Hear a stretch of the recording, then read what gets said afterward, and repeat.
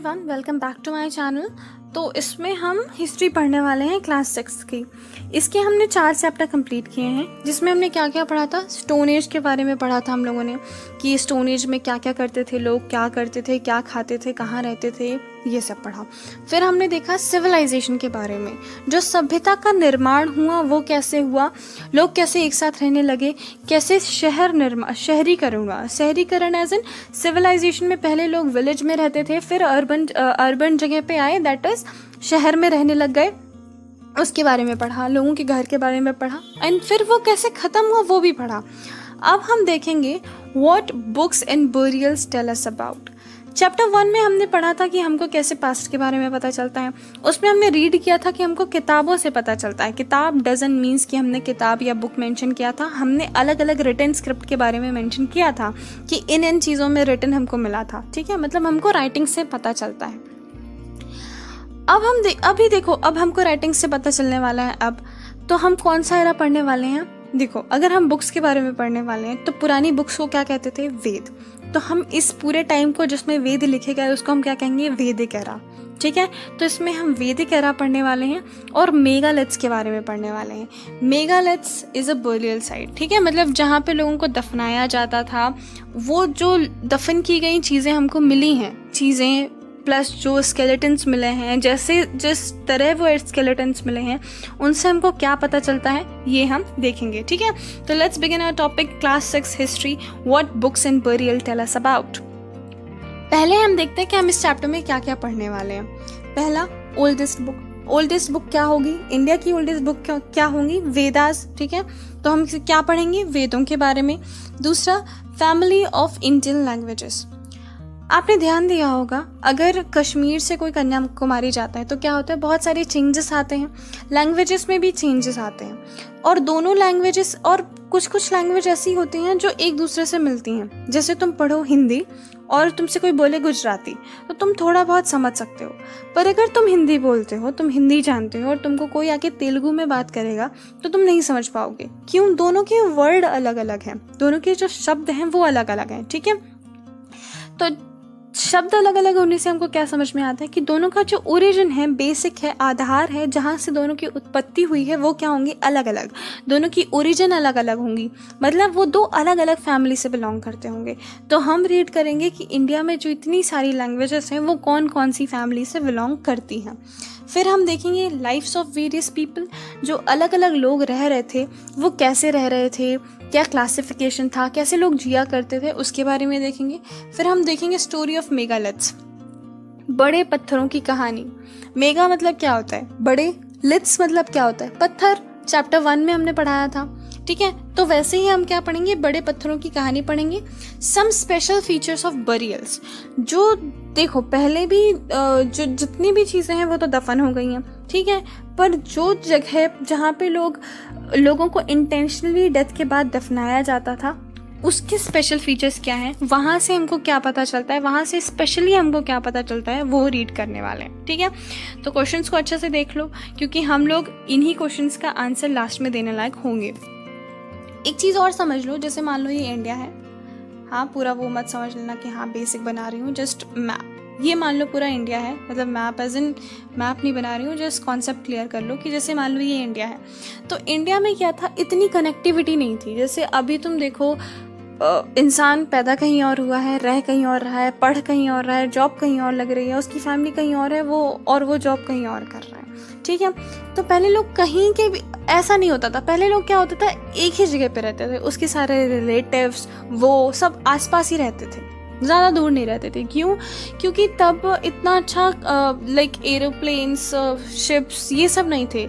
लोगों को तैर के, चल के जाना पड़ता था, या फिर ज़्यादा से ज़्यादा क्या होता था, जो लोग थोड़े रिच होते थे वो एनिमल्स में जाते थे, पर फिर भी इतना सारा खाना लेके जाना, ठीक है, रास्ते में रुक रुक के खाना बनाना, बहुत ज़्यादा काम हो जाता था। इसलिए ज़्यादातर लोग जो एक दूसरे को जानते थे वो आसपास ही रहा करते थे, तो लोग ट्रैवल नहीं किया करते थे। इसलिए क्या होता है, थोड़ा कनेक्शन जो है वो थोड़ा हट गया था। ठीक है, थोड़ा उतना लोग कनेक्टेड नहीं थे।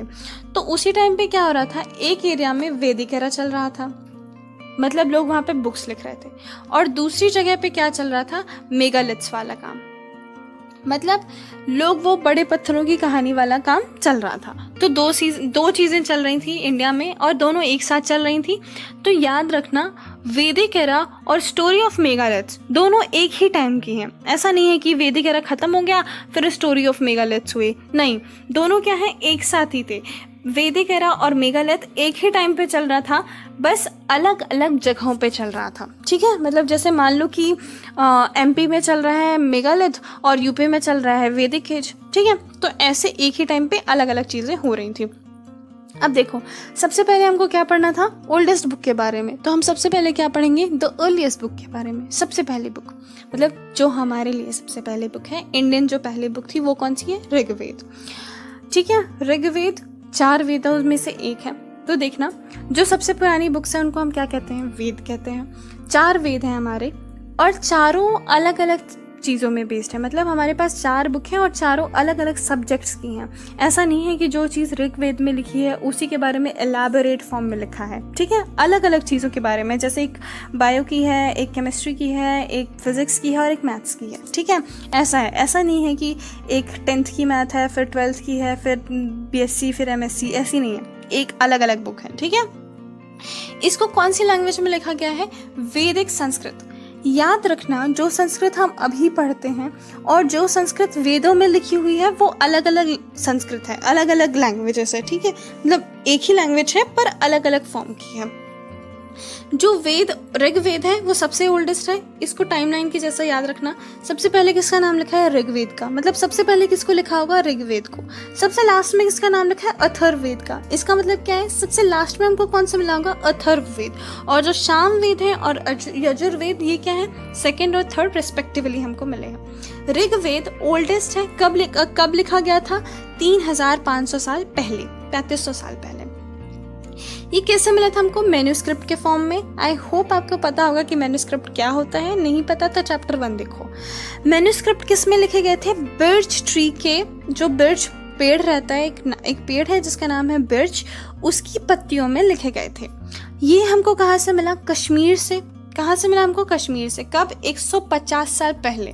मतलब आज से 150 साल पहले कोई घूम रहा होगा कश्मीर में, उसको एक बुक मिली, kind of book, not book, manuscript मिली, जिसमें ऋग्वेद लिखा हुआ था।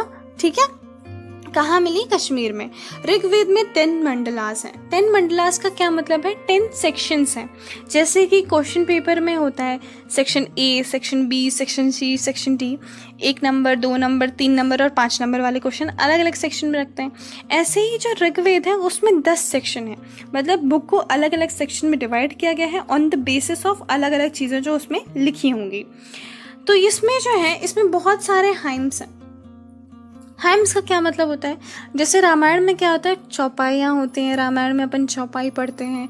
गीता में कुछ पद होते हैं, छंद होते हैं, जो जैसे वो भी होते हैं अपने भजन कीर्तन, ऐसा कुछ लिखा हुआ होगा उनमें। ठीक है, कितने हजारों लिखे हुए हैं। किस चीज़ के लिए, देवी देवताओं के प्रेज करने के लिए, उनकी प्रसन्नता, उनके प्रेयर के फॉर्म में। मान लो जैसे हम उनकी पूजा कर रहे हैं तो हम एक प्रार्थना या मंत्र बोलते हैं, उस फॉर्म में लिखे हुए हैं। इसमें वर्ड, उसको हम क्या कहते हैं, शुक्ता कहते हैं। ये वर्ल्ड नहीं है, वर्ड है। वर्ल्ड इज दुनिया, वर्ड इज शब्द। ठीक है, तो वर्ड के फॉर्म में जो ये वर्ड है शुक्ता, उसका मतलब होता है वेल सेड। ठीक है, तो शुक्ता का आंसर मतलब याद रखना। इसमें बहुत सारे भगवानों के बारे में मेंशन है, बट स्पेशली हम 3 भगवानों के बारे में बात करते हैं। अब देखो, ये याद रखना कि अगर हम 3 भगवानों के बारे में बात कर रहे हैं तो हमको कैसे पता चलेगा कि हम इनको ज़्यादा भाव दे रहे हैं, ज़्यादा इनके बारे में बात कर रहे हैं। क्यों ज़्यादा बार इनका मेंशन होगा। कौन कौन से, अग्नि, अनल, पावक, किसका पर्यायवाची है, आग का। तो अग्नि किसके देवता होंगे, आग के। ठीक है, He's a god of fire। और ये इनको क्या माना जाता था कि ये दो लोगों के बीच में, लोगों के बीच में कनेक्शन का काम करते हैं। तुम देखोगे जो हिंदू रिचुअल्स होते हैं उसमें जब किसी की डेथ हो जाती है तो क्या करते हैं, उस डेड बॉडी का एक सेरेमनी होती है जिसमें डेड बॉडी को बर्न किया जाता है आग लगा दी जाती है उसको। क्यों लगाती है? क्योंकि ऋग्वेद में ऐसा लिखा हुआ है कि जो आग है वो दो लोगों के बीच में कनेक्शन है, मतलब कि पृथ्वी लोक और वो लोग जहाँ पे वो लोग जो मर गए हैं वो जाएंगे। ठीक है, तो अग्नि क्या है? गॉड ऑफ फायर, उनकी पूजा होती थी। दूसरी किसकी पूजा होती थी? इंद्र की। इंद्र क्या है? वॉरियर गॉड और गॉड ऑफ वाटर, लड़ाकू देवता माना जाता था इंद्र को। और ऐसा देवता माना जाता था जो पानी के देवता हैं, जो बारिश करवाते हैं। इनके बारे में बहुत अच्छी स्टोरी है, कृष्णा में देखी होगी, अभी बहुत फेमस चल रहा है तो जानते ही होगे। फिर तीसरा है सोम। सोम एक पेड़ है जिससे भांग बनती है। ठीक है, कॉमन लैंग्वेज में भांग ही कहते हैं उसको, होली के टाइम पे मिलती है। तो जो सोम है इसकी पूजा होती थी। इन तीनों देवताओं के बारे में स्पेशली मेंशन है। इससे तुमको क्या समझ में आता है? इससे ये समझ में आना चाहिए कि तुम देखो तीनों चीज़ जो हैं वो नेचर में मिलती हैं। पेड़ की पूजा हो रही है, आग की पूजा हो रही है, और पानी की और लड़ाई के देवता की। आग की पूजा क्यों हो रही होगी? अगर तुम भगवान ना भी मानो, बिलीफ ना करो, तो भी क्या चीज़ होगी? आग से लोग जानवर भगाते होंगे, आग से खाना पकाते होंगे, आग से लोग लाइट करते होंगे, नाइट में, रात में लाइट के लिए यूज़ होती होगी, इसलिए वो आग की पूजा करते होंगे। दूसरा, इंद्र की पूजा करते थे जो पानी के देवता हैं, पानी के बिना तो जीवन ही नहीं चल सकता, है ना, तो इसलिए पूजा करते होंगे, पानी की पूजा करते हैं। तीसरा क्या था? सोम। सोम क्या है? नीच पेड़ है। तो इससे ये समझ में आता है कि लोग उस टाइम पे जो खाते पीते रहे होंगे उसमें सबसे ज़्यादा इंपॉर्टेंस किसको देते रहेंगे? सोम को, भांग को। ठीक है, तो इनको याद रखना, तीनों देवताओं के बारे में याद रखना, और तीनों किस चीज़ के देवता हैं ये याद रखना। अब देखो कि जो ये हाइम्स थे, जो भजन, मंत्र, चौपाई, चालीसा, जो भी इनको तुम मान रहे हो, ये जो थे ये किसने लिखे थे? ये ऋषि ने लिखे थे। अब ये याद रखना, जो ऋषि हुआ करते थे वो generally higher section of the society से होते थे। देखो, कास्ट सिस्टम था स्टार्टिंग में, ये ओरिजिन ऑफ कास्ट सिस्टम मान लो। ओरिजिन ऑफ कास्ट सिस्टम में कास्ट सिस्टम बुरा नहीं था, धीरे धीरे कास्ट सिस्टम बुरा हुआ है। स्टार्टिंग में क्यों बुरा नहीं था? क्योंकि पहले क्या था कि जो लोग केपेबल होते थे, जैसे कोई है वो बहुत अच्छा पढ़ता है तो उसको क्या बना दिया हमने कि तुम ब्राह्मण हो। एक इंसान है जो बहुत अच्छा लड़ता है तो उसको हमने क्या बना दिया? क्षत्रिय बना दिया।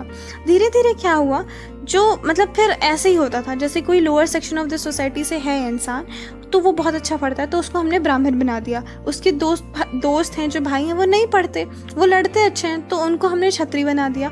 जो कास्ट सिस्टम डिवीजन स्टार्ट हुआ था वो काम के बेसिस में हुआ था, जैसे अभी है प्रोफेशनल वाइज कि हाँ ये पढ़ा रहा है तो ये टीचर है, ये आर्मी में जा रहा है तो ये आर्मी पर्सन है, ये प्रोफेसर है तो ये पढ़ा रहे तो प्रोफेसर है, या फिर ये गाड़ी चला रहे तो ये ड्राइवर है। ऐसे अलग अलग प्रोफेशन में डिवाइड किया हुआ है। वैसे हम पहले कास्ट सिस्टम में ऐसे ही डिवाइड करते थे जो अलग अलग काम करता था।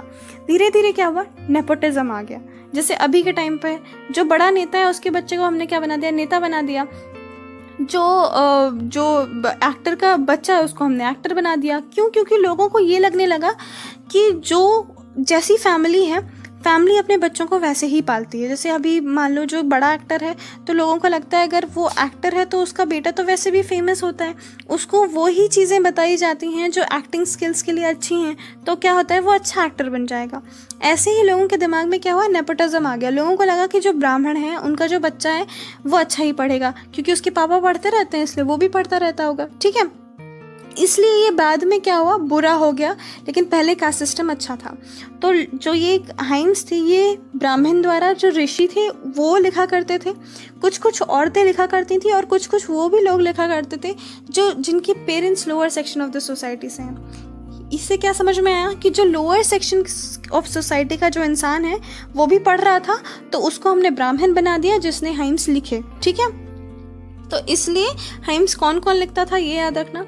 जो वेदास हैं ये कैसे ट्रांसफ़र होते थे? जैसे मान लो कि मैंने एक स्टोरी बनाई, अब मैंने वो स्टोरी लिखी नहीं पर मैंने उसको अपने भाई को बता दी, मेरे भाई ने अपने दोस्तों को बताई, उसके दोस्तों ने अपने भाई बहनों को बताई। तो मैंने स्टोरी लिखी नहीं पर वो स्टोरी सबको पता चल गई, मतलब आसपास के लोगों को पता चल गई। तो ऐसे ही वेदा ट्रांसफ़र होते थे।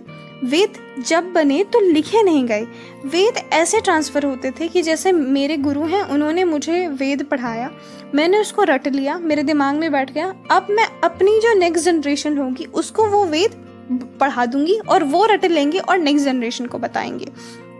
तो वेदा वर्ड ऑफ माउथ से ट्रांसफ़र होते थे। ये बहुत सेंचुरी बाद लिखे गए और प्रिंट हुए 200 साल पहले, ठीक है। ऋग्वेद में एक बहुत फेमस इंसान के बारे में मेंशन है जिनका नाम है विश्वामित्र। लॉकडाउन का टाइम कृष्णा, रामायण, महाभारत बहुत फेमस हुआ था, मतलब फेमस हुआ है, तो आई होप आप जानते होंगे कि विश्वामित्र कौन थे, ठीक है। तो ऋग्वेद में एक चीज़ मेंशन है, हाइम्स हैं जो मेंशन करते हैं विश्वामित्र के बारे में। अब विश्वामित्र की कहानी क्या है, क्यों मेंशन किया है इसको, क्या मेंशन किया है स्पेशली, वो बात करते हैं। तो जो विश्वामित्र हैं, इन पॉइंट्स को देख लेना जैसा भी तुम लिखना चाहो, मैं सिर्फ एक्सप्लेन करती जा रही हूँ। तो जो विश्वामित्र हैं वो क्या कर रहे हैं, इसमें 2 नदियों से बात कर रहे हैं। कौन कौन सी नदियाँ, रिवर व्यास एंड सतलुज।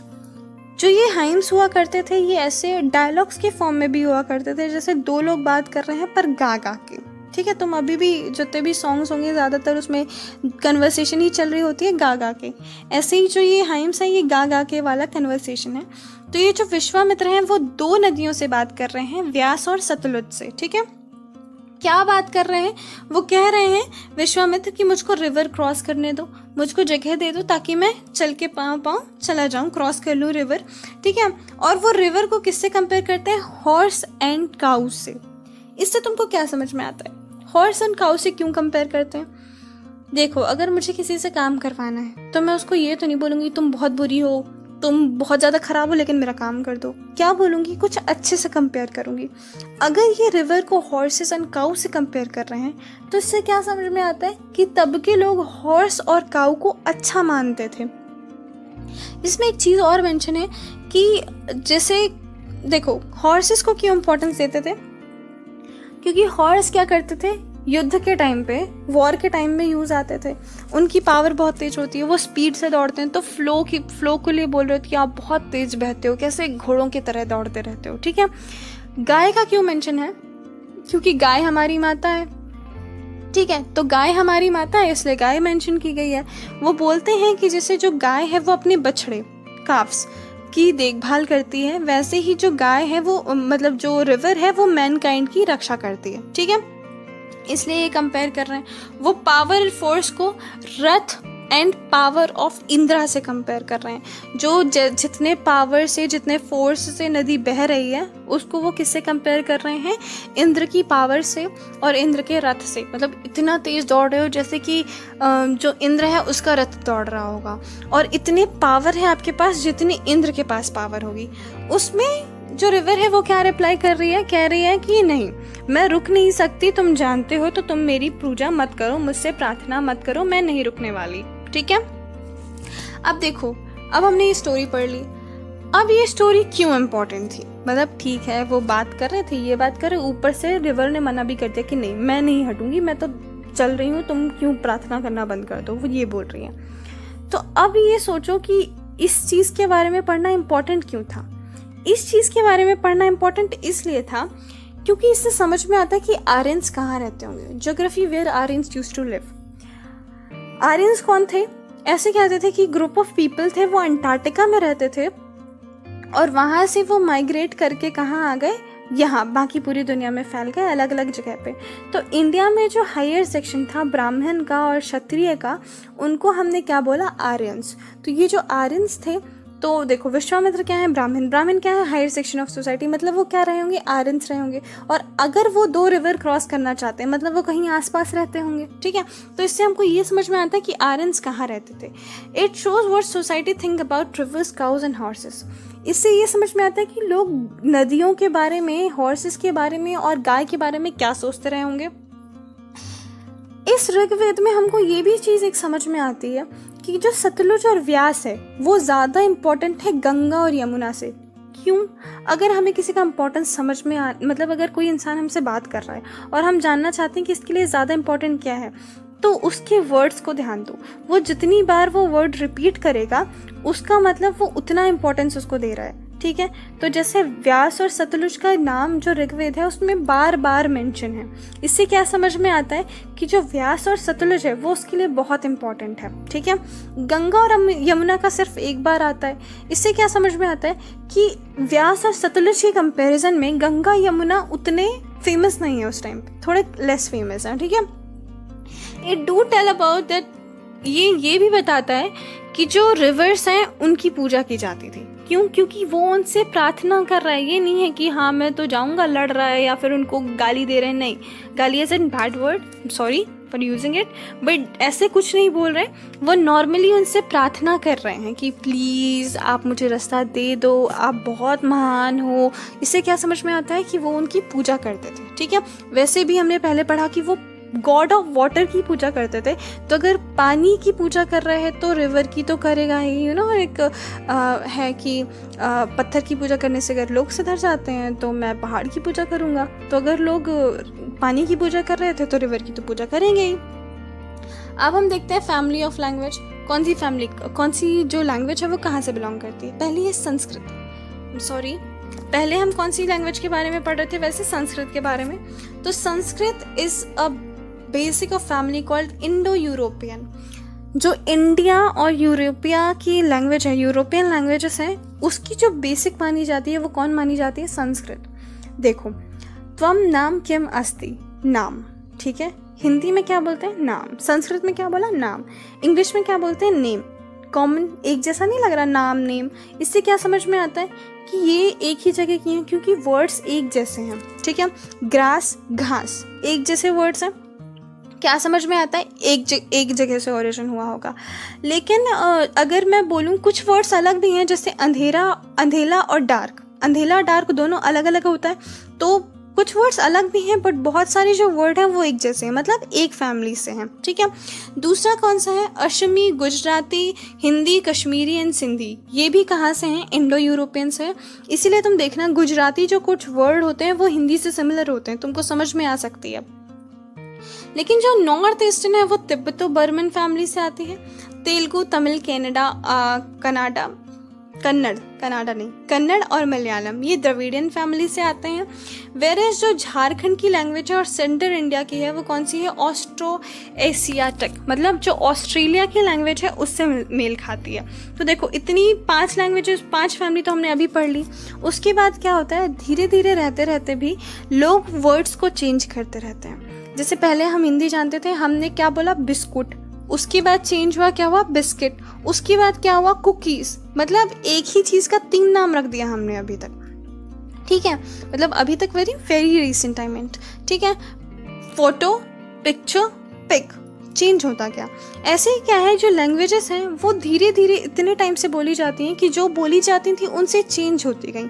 इसीलिए लैंग्वेज वैसे तो 5 टाइप की थी, उससे और वेरिएशन होते गए और ज़्यादा लैंग्वेजेस की ओरिजिन होता गया, ठीक है। अब हम देखेंगे कैटल, हॉर्स एंड चैरियट्स के बारे में। इससे क्या समझ में आता है? देखो, इनकी ये इम्पोर्टेंट थे। क्यों इम्पोर्टेंट थे? कैटल्स, गौधन। किसी ने अगर सुना हो वर्ड गौधन, गौधन का क्या मतलब है? गाय को हम धन के बराबर मानते थे, ठीक है। तो गाय तो इम्पोर्टेंट थी ही, और प्रेयर मेंशन है तो, और ये चीज़ याद रखना कि ये जो इम्पोर्टेंस है इनका, ये क्यों है इन तीनों चीज़ों का?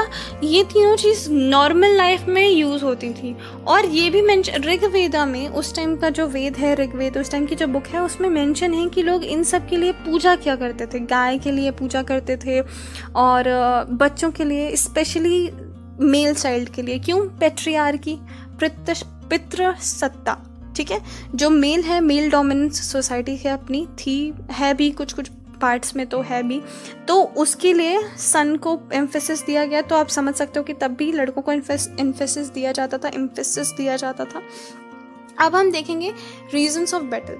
देखो, अभी हमने क्या देखा कि हॉर्सेस की पूजा होती थी, हॉर्स की पूजा होती थी, और गॉड ऑफ वॉरियर इंद्र की पूजा होती थी। क्यों होती थी? लड़ाई की पूजा क्यों होती थी? क्यों? क्योंकि लोग लड़ते थे। लड़ते क्यों थे? लड़ते थे कैटल्स के लिए। क्यों? गौधन, धन तो सबको चाहिए। अभी लोग क्या देखते हैं? जिसके पास ज़्यादा पैसा वो ज़्यादा अमीर। पहले क्या देखते थे? जिसके पास ज़्यादा का है वो ज़्यादा अमीर, ठीक है। दूसरा, फॉर लैंड। एग्रीकल्चर इंपॉर्टेंट था, तो जिसके पास ज़्यादा ज़मीन होगी उसके पास ज़्यादा खेती करेंगे, जो ज़्यादा खेती करेगा उसके पास ज़्यादा खाने के लिए, वो ज़्यादा अमीर। तीसरा, फॉर कैप्चरिंग पीपल। अब ठीक है, मेरे पास लैंड है, मेरे पास पानी है, मेरे पास सब है, लेकिन मेरे पास किसान ही नहीं है जो काम करें, तो काम कौन करेगा? खेती तो उतनी ही होगी जितना मैं कर पाऊंगी, तो मुझे आदमी चाहिए, इंसान चाहिए ताकि काम कर सके। तो इसलिए लोगों को कैप्चर करने के लिए भी युद्ध किया करते थे। फॉर वाटर, पानी के लिए तो जंग अभी भी चल रही है। अभी देखना, फ्यूचर में तो और बढ़ जाएगी, जितना हम पोल्यूशन कर रहे थे उससे तो और बढ़ जाती है ना। तो पानी के लिए भी जंग हुआ करती थी। तो ये देखो, जितनी भी बेसिक चीज़ें हैं जिनके लिए जंग होती थी उनके बारे में हम पढ़ेंगे। अब हम देखेंगे वेल्थ डिस्ट्रीब्यूशन। अभी तक हमने क्या पढ़ा कि लड़ाई हुई, किस लिए लड़ाई हुई? ताकि उनको वेल्थ मिल जाए, मतलब उस टाइम पे जो उनके लिए इम्पोर्टेंट था, धन था, वो मिल जाए। अब जो धन मिलता था वो कैसे डिवाइड होता था? कुछ किसको मिलता था? लीडर्स को। जो लीडर्स हुआ करते थे, जो युद्ध में लड़ने के लिए सबसे पहले जाया करते थे, उनको मिलता था। उसके बाद किसको मिलता था? प्रीस्ट को। जो ब्राह्मण होते थे, जो प्रीस्ट होते थे, जो पूजा कराते थे, उनको मिलता था। उसके बाद जो बाकी बचता था वो लोगों को दे दिया जाता था। लोगों में से भी कुछ बचा लिया जाता था यज्ञ करने के लिए। जो यज्ञ होता है, यज्ञ जो होता है उसके लिए बचाया जाता था। और यज्ञ में ऑफरिंग्स की जाती थी, ठीक है। किसकी? घी की, ग्रेन्स की एंड एनिमल्स की। घी याद रखना, घी यहाँ पे भूल गया है। जो घी होता है ना, दूध से बनता है, उसकी भी ऑफरिंग दी जाती थी, ठीक है। तो ये याद रखना कि जो वेल्थ डिस्ट्रीब्यूशन होता था वो कैसा होता था। डिवीजन ऑफ पीपल कैसा था? लोग बहुत सारे डिविजन्स में डिवाइडेड थे। उनमें से 2 हायर रैंक्स थी, प्रीस्ट ऑल्सो नोन एज ब्राह्मण, राजा। 2 थे, पहले प्रीस्ट थे जो ब्राह्मण थे और दूसरे कौन थे? राजा थे। जो प्रीस्ट हुआ करते थे ये क्या करते थे? लोगों को पढ़ाया करते थे, रिचुअल्स परफॉर्म किया करते थे। जैसे कोई भी अच्छी चीज़ होती, सेरेमनी होती, जैसे मान लो कि कुछ भी पूजा करवानी हो तो किसको बुलाओगे? ब्राह्मण को बुलाते थे। यज्ञ, ब्राह्मण को बुलवाएंगे। राज्य तिलक, ब्राह्मण को बुलवाएंगे। तो ये ब्राह्मण क्या करते थे? पढ़ाई लिखाई वाला काम। उनको मंत्र याद रहते थे। देखो, कोई पढ़ रहा है तो उसको मंत्र याद होंगे तभी तो पूजा यज्ञ करेगा। अगर मंत्र ही नहीं आते तो क्या पूजा यज्ञ करेगा? और अगर मंत्र आ रहे हैं तो ऑब्वियसली वो क्या होगा? ब्राह्मण होगा। क्योंकि अगर वो लोअर सेक्शन से भी है तो उसको ब्राह्मण बना देते थे, है ना। जैसे अभी अगर कोई भी इंसान है वो अच्छा पढ़ रहा है, अच्छा पढ़ाना चाहता है, तो उसको हम क्या बना देंगे? टीचर बना देंगे। उसमें उतनी कैपेबिलिटी होनी चाहिए, बस। ऐसे ही उस टाइम पे था, लोअर सेक्शन से है पर अच्छा पढ़ रहा है, इतना अच्छा है कि उसको सब आता है, तो उसको हम बना देंगे ब्राह्मण, ठीक है। तो ब्राह्मण्स होते थे जो हायर रैंक में माने जाते थे। दूसरे क्या होते थे? राजा। जो राजा तुम दिमाग में सोचो और जो राजा उस टाइम पे होते थे उनमें बहुत डिफरेंस होता था। क्यों? जो राजा थे ये वॉरियर्स हुआ करते थे, योद्धा हुआ करते थे। उनके टाइम कैपिटल सिटीज़ नहीं हुआ करते थे। जैसे अभी रिसेंट जो राजा थे, तुम्हारे मुग़ल सल्तनत मान लो, तो जब तुम्हारा मुग़ल सल्तनत चल रहा था तो किसको तुम कैपिटल मानते थे? दिल्ली सल्तनत हुआ करती थी। तो तब के जो राजा थे वहाँ कोई ऐसी कैपिटल सिटी नहीं हुआ करती थी। रेगुलर आर्मीज नहीं हुआ करती थी। No regular armies, I meant not regular armies. इनमें रेगुलर आर्मीज नहीं होती थी। मतलब जैसे अभी क्या है, अपने 10,000 लोग हैं जो आर्मी में हैं, तो वो 10,000 लोग हमेशा रहेंगे। उससे बढ़ सकते हैं, घट सकते हैं, पर वो 24 घंटे बॉर्डर पे खड़े रहेंगे, ठीक है। रिस्पेक्ट करनी चाहिए बहुत, ये ब्रैकेट में था, ठीक है। तो उनकी वो रहते हैं, वो हमेशा रहेंगे। तब के टाइम पे ऐसे रेगुलर आर्मीज नहीं हुआ करती थी। एक कमेटी बनाई जाती थी 10-15 लोगों की, जिसमें एक वॉरियर चुना जाता था, और जब युद्ध होता था तो जो नॉर्मल पीपल थे वो हथियार लेके जाया करते थे, ठीक है। No tax system.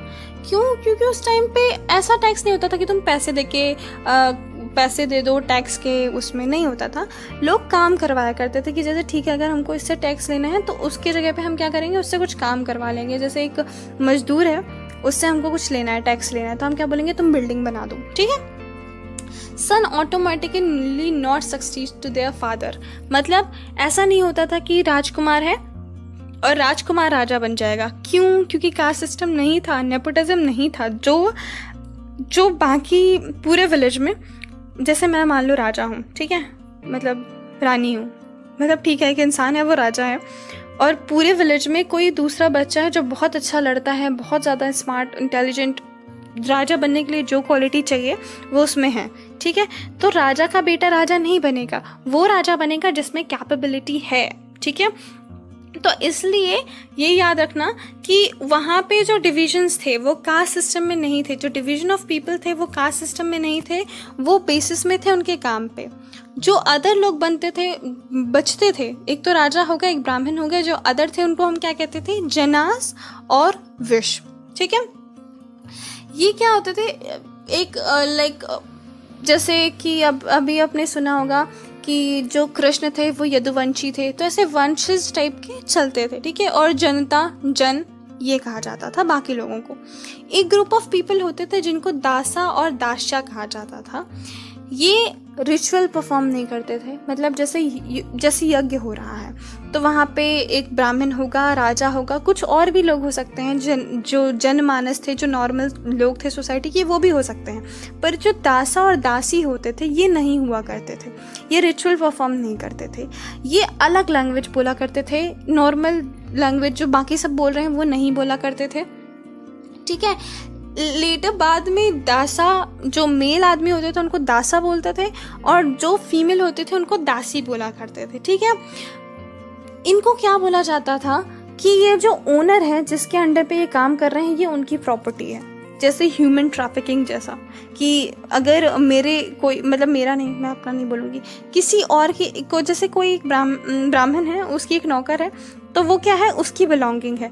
अगर वो ब्राह्मण चाहे तो उसको बोल सकता है कि तुम दूसरी जगह जाके काम करो, वहाँ रहो, मेरे घर में मत आओ, तो उसको दूसरी जगह जाके काम करना पड़ेगा, ठीक है। अगर वो पैसा ना भी दे तो भी चलेगा, ऐसा था, ठीक है। ये कौन थे, ये वो लोग थे, जैसे कोई राजा है, दो राजा, उनके बीच में युद्ध हुआ, जो राजा जीत जाता था वो दूसरे का लैंड कैप्चर करता था, वाटर कैप्चर करता था, कैटल कैप्चर करता था और लोगों को कैप्चर करता था। जो लोगों को कैप्चर किया करते थे उनको ये दासा और दासी बनाया करते थे और इनसे काम करवाया करते थे।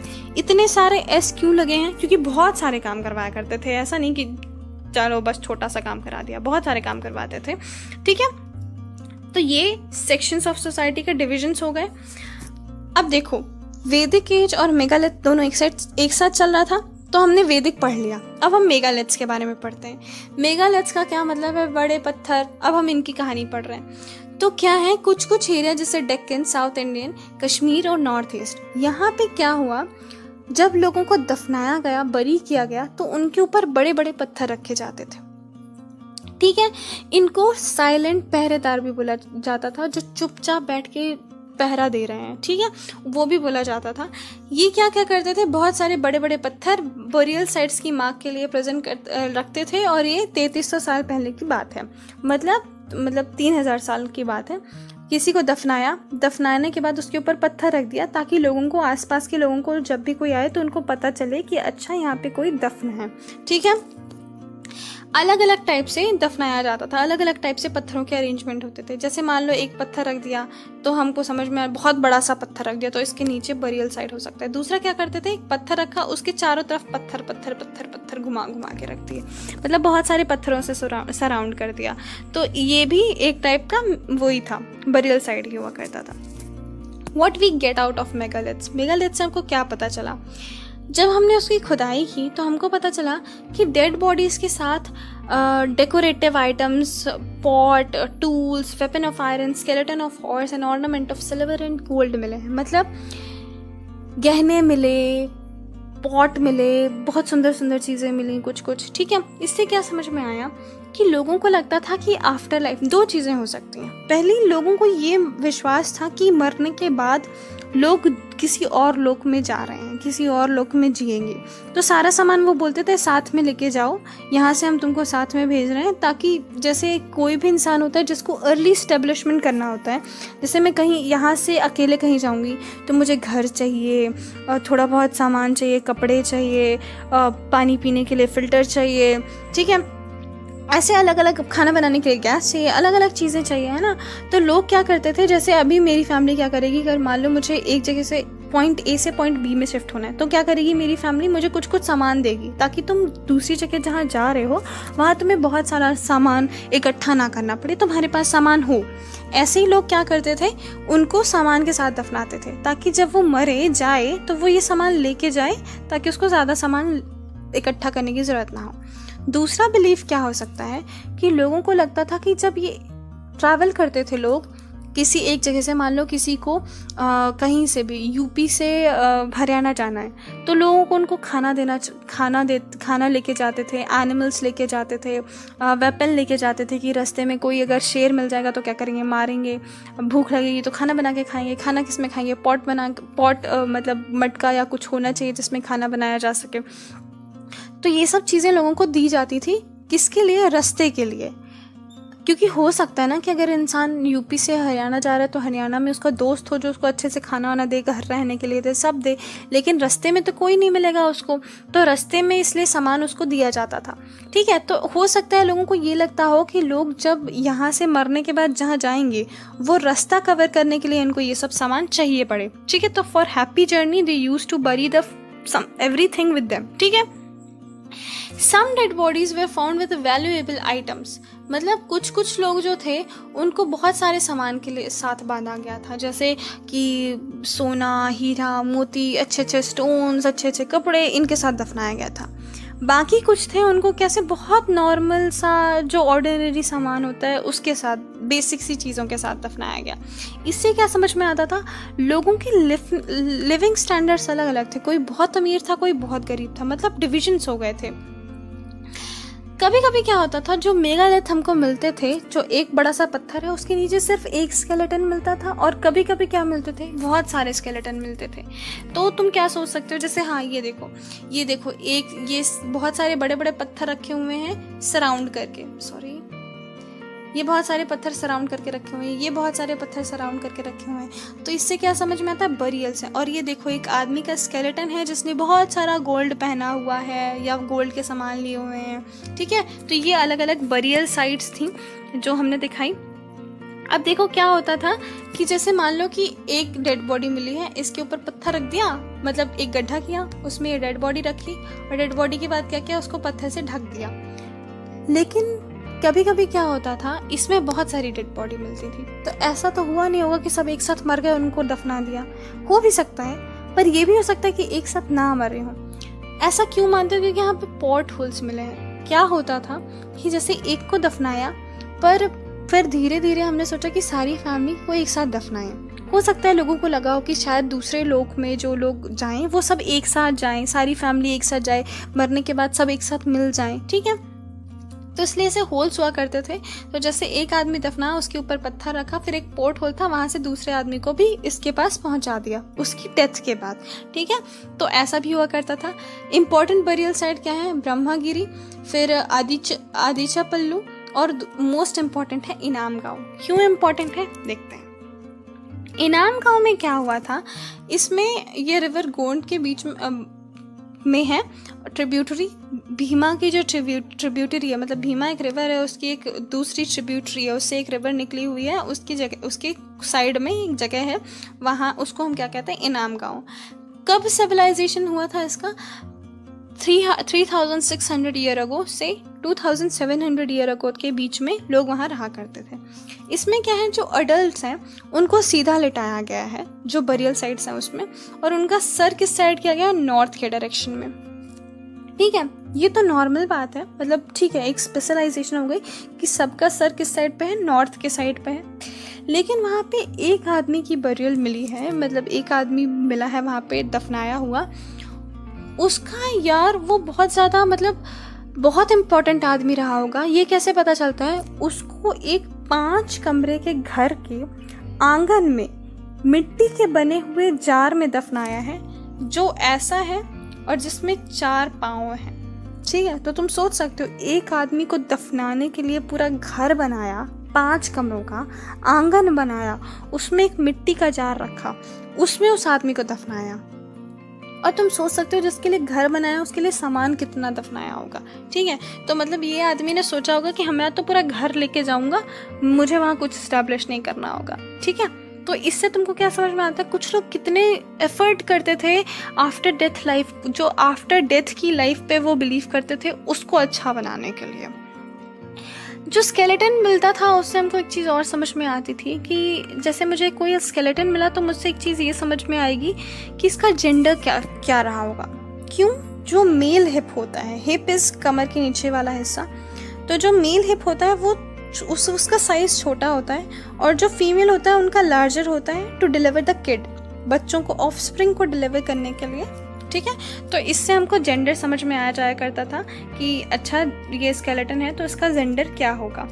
अभी पता है जो पहले के लोग थे उसमें भी लोग थे जो स्केलेटन के बारे में स्टडी करते थे। ठीक है, कौन था वो, क्या नाम था उसका, ये हम देखेंगे कि कौन थे।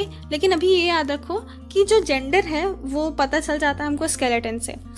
कौन था वो जो स्केलेटन्स पढ़ता था पहले? एक बहुत अच्छे फिजिशियन थे, फिजिशियन इज डॉक्टर, फेमस थे वो, उनका नाम था चरक। उन्होंने अपने नाम पे बुक रखी, चरक संहिता लिखी।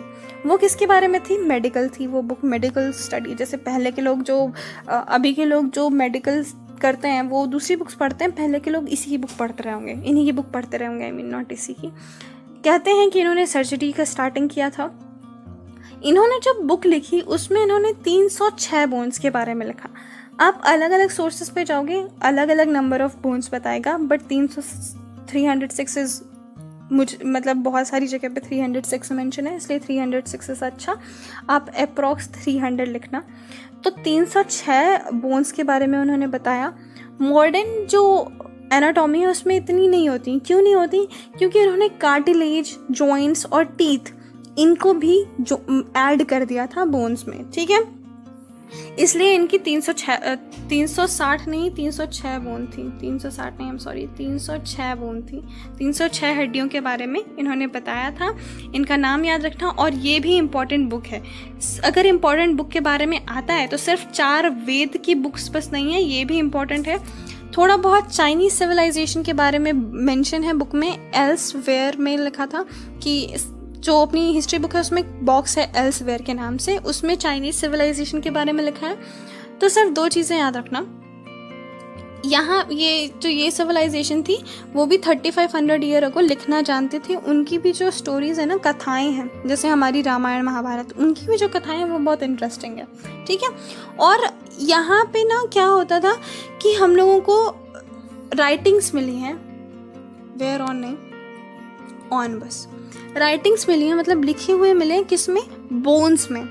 इंडिया में किसमें लिखा हुआ मिला है? चैप्टर 1 में मेंशन है, याद होगा।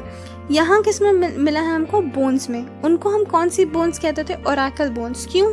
जादू मंत्र में यूज़ होती थी वो, और लोगों का जो किंग होते थे उनका फ्यूचर बताने के लिए यूज़ होती थी। ठीक है, तो ये हो गई सिविलाइजेशन, चाइनीज सिविलाइजेशन के बारे में बात। Love life, live life. Thank you, that's all for today. Take care, अपना ख्याल रखना, स्टे हेल्दी।